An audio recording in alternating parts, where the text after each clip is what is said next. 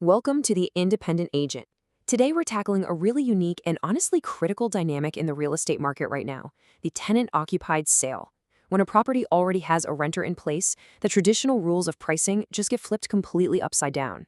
In Aurora duplex with 7 months left on a fixed-term lease, the vacant property comp value is $565,000. The investor cap rate value is $480,000. The agent who lists at either number sits the property. The agent who splits the gap at $510,000 moves it to investors in 30-45 days. Pricing at exactly $510,000 is the absolute key here. By putting that exact number out there, you're signaling to the market that you completely understand the reality of this specific buyer pool. Throughout this explainer, we're going to dig into the math, the local laws, and the real-world strategy you need to successfully price and move an occupied listing without leaving your seller's money on the table. Section 1. Splitting the buyer pool. Owner-occupants versus investor. So to really grasp why a tenant-occupied home in the Denver metro area consistently trades 5 to 15% below comparable vacant listings, we have to look closely at the buyer pool. It's not about the drywall or the foundation at all. It's because your buyer pool cleanly splits right in half. You've got the traditional owner-occupant on one side, right? A family simply cannot and will not wait until a 7-month lease expires to move in. Their demand instantly drops to zero. On the flip side, investors are perfectly happy to buy anytime, but they are going to cap the value based solely on the current rents and their own operational math.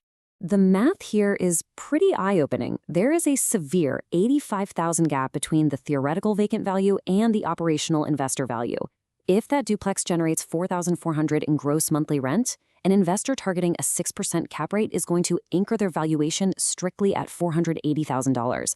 They literally do not care that a vacant comp down the street sold for $565,000 to a family. They are strictly buying the income stream.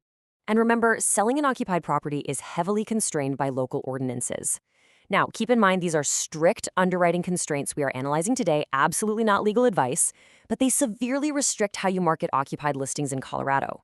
Starting in 2026, Colorado HB 25-1090 mandates that the all-in rent must be completely transparent to buyers. Plus, just look at the access rules. In Denver, you have to give 21 days notice before showing an occupied property. Up in Boulder, it's 60 days. That is a massive departure from the standard Colorado 24 to 48 hours for a non-emergency entry. So here is the absolute crucial question. How do we unlock that vacant premium? If an occupied property sells at a massive discount because of lease terms and those crazy showing restrictions, what active steps can we take to bridge that gap and secure a much higher net return for the seller?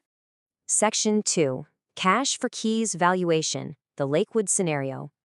Let's head over to a month-to-month lease scenario in Lakewood to see how this builds an incredibly strong case for just buying out the tenant. By spending the standard Denver metro budget of $2,500 to $5,000 for early vacancy, the math just becomes undeniable. If your vacant property premium is $35,000, presenting a $4,500 cash for keys buyout to the tenant completely wipes out those restricted showing windows and investor cap rate discounts. This one maneuver yields a massive $30,500 net positive for the seller at closing. Section 3. The Thornton estoppel trap. Documentation surprises during underwriting. Let's travel up to Thornton to examine the logistical hurdles that blow up in your face when you don't confirm lease terms early. We call this the estoppel trap.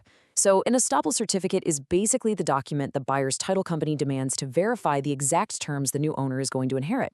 It legally binds the tenant to state the actual rent, the term, the deposit amounts, and, this is the most dangerous part, any undocumented side agreements they might have quietly made with the current landlord. Imagine the absolute disaster of discovering on day 20 of a transaction that the landlord verbally agreed to a $200 monthly rent reduction 6 months ago just to help the tenant out. Now suddenly it's day 21, the buyer's math has completely ruined, and the entire negotiation violently reopens right before you're supposed to close. These unexpected disclosures will instantly shift the buyer's underwriting and jeopardize the entire transaction right at the closing table. Maybe the actual move-in date was 3 months later than the lease actually shows. Or maybe a portion of the security deposit was casually used as the first month's rent.